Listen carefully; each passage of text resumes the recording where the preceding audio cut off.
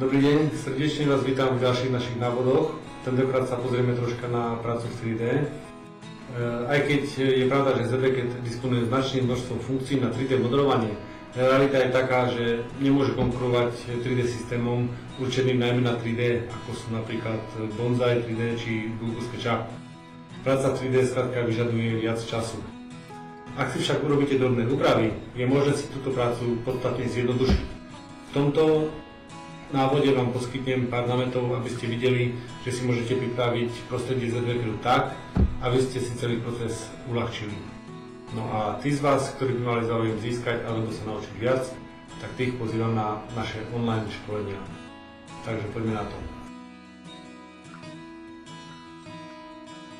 V tomto návode vám neponúkam komplexné riešenie, ale vám ponúkam námet, ako si môžete vybudovať nejaké podporné funkcie na prácu v 3D.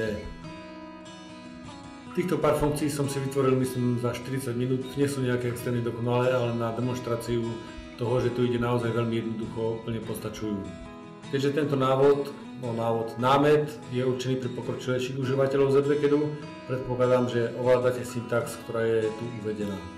Prvý príkaz na modelovanie stien funguje spôsobom tým, že najskôr sa vypne trvalý úchop, potom sa nastaví aktuálna hladina steny, potom spustí príkaz hranica, zadáme bodom hranicu, bodom v strede oblasti hranicu, následne sa spustí príkaz extrude, teda vysunutie, automaticky sa vyberie naposledy vybraný objekt, teda tá hranica, ktorú sme vytvorili, zadáme veľkosť vysunutia, teda výšku steny a máme stenu hotovú.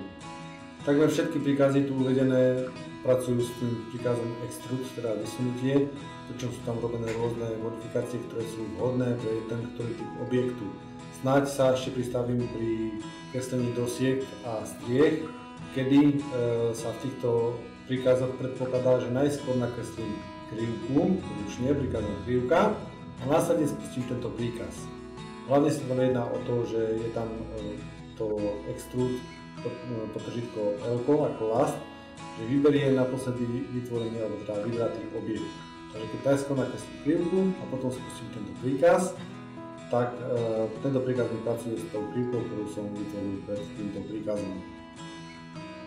Takže pri kreslení stien spustím príkaz, kliknem bod vnútri steny, zadám výšku steny a mám stenu nakreslenú. Takto urobím s každou stenou, ktorá neobsahuje otvor.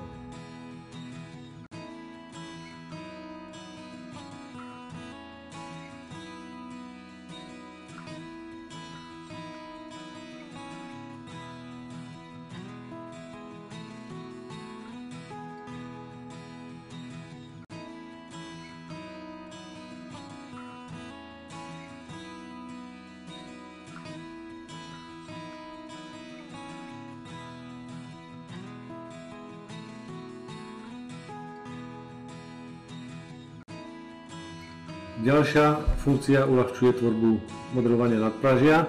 Zadám bod v strede otvoru, zadám výšku nadpražia, zápornú a zadám výšku steny.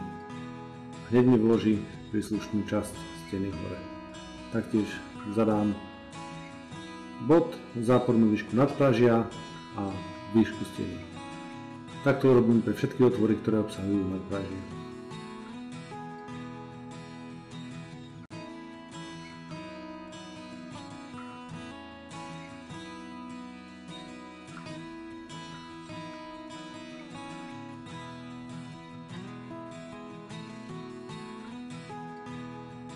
Pre kreslenie parapetu použijem funkciu na kreslenie steny, s tým, že výška steny bude výška parapetu. Pri kreslení skla do okenného otvoru určím súradný systém, kliknem v strede otvoru, zadám hrúbku skla, zadám odsadenie od okraja a okenná výplň sa mi umiestni na požadovanú polohu.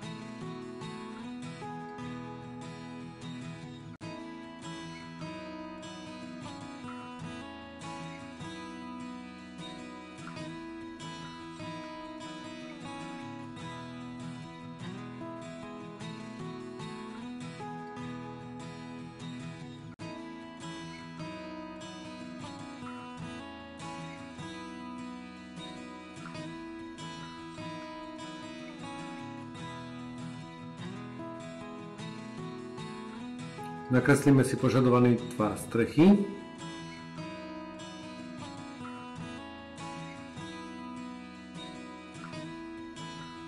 Znova si určíme súradný systém, klikneme bod vnútri krivky strechy, zadáme vysunutie a posunieme strechu na požadovanú pozíciu.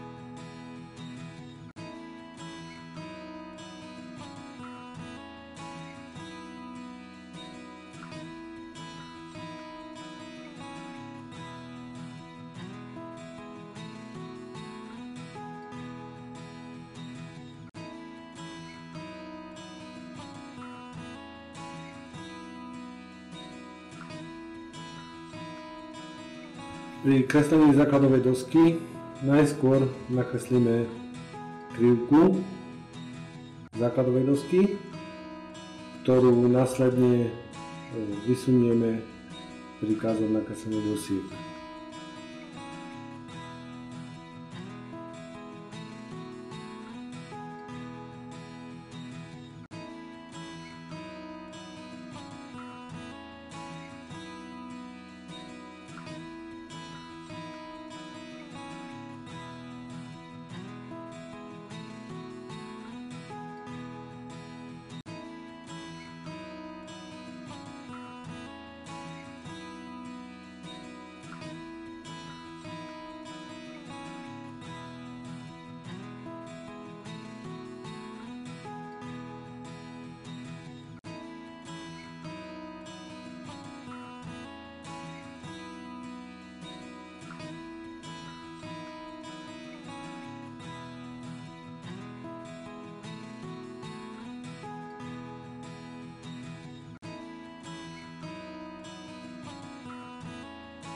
Sami určite vidíte, že tieto funkcie, aj keď nie sú komplexné, je ich možné používať na celkom pohodlné kreslenie. V prípade, že by ste mali dostatok času a chuti, nie je problém urobiť aj zložitejšie podporné funkcie, ktoré vám umožňujú kresliť či už okenné ramy, alebo dvere fyzicky, alebo nejaké ďalšie objekty. No a s ich vytváraním vám radi pomôžeme, stačí sa na nás obrátiť.